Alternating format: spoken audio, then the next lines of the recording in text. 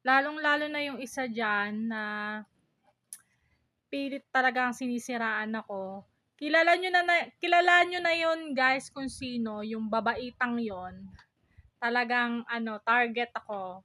So, ayan, kung sino man yung taong 'yon, depende 'yun sa inyo kung maniniwala kayo, ha. Dahil wala naman akong pakialam sa sinasabi niya tungkol sa'kin tapos pag-aawayin ako sa ibang tao.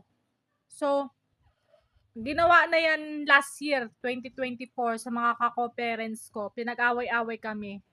Ah, Basta si maitim na girl 'yon, si maitim na babae, ha. Wala po akong pakialam sa kanya, gawan man niya ako ng issue. Problema niyo na 'yon kung maniniwala kayo o hindi. Okay, kasi diyan niya pinag-aaral yung anak niya, okay. Basta labas na ako do'n. Labas na ako sa issue na mga sasabihin niya sa ibang co-parents, okay. Dahil ginawa na niya 'yan last year. Maitim na ina 'yun, maitim na inahin 'yun. Maitim siya.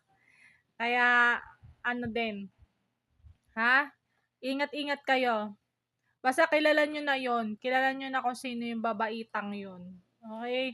Kasi pinagkagulo-gulo kami sa section namin last year, eh. Kaya 'yun, yung nag-iisang babaeng ay bihira lang makipag-usap dahil wala naman siyang makausap na ibang tao, siya lang mag-isa, ha? Siya yung nagtutulak sa mga taong pag-awa-awayin lahat. Kilala niyo na 'yon kung sino, ha? Basta kung sino man na-encounter niyong babaitang maitim, siya po yung nagdedirektang issue at kaguluhan, ha? At ako'y labas na po diyan dahil busy na ako. Bahala na kayo kung kanino kayo maniniwala, okay? Basta dito sa aking vlog sinabi ko na lahat-lahat, okay, bago magpasukan. Kilala niyo na naman siya kung sino, okay? So, kapag kinompronta niyo naman 'yan, kung totoo man yung sinasabi tungkol sa akin, ang i-pinpoint niyo sa kanya, bakit hindi niyo kausapin si Grace? Bakit di mo kausapin si Grace? Ikaw lang naman may problema sa kanya. 'Yon.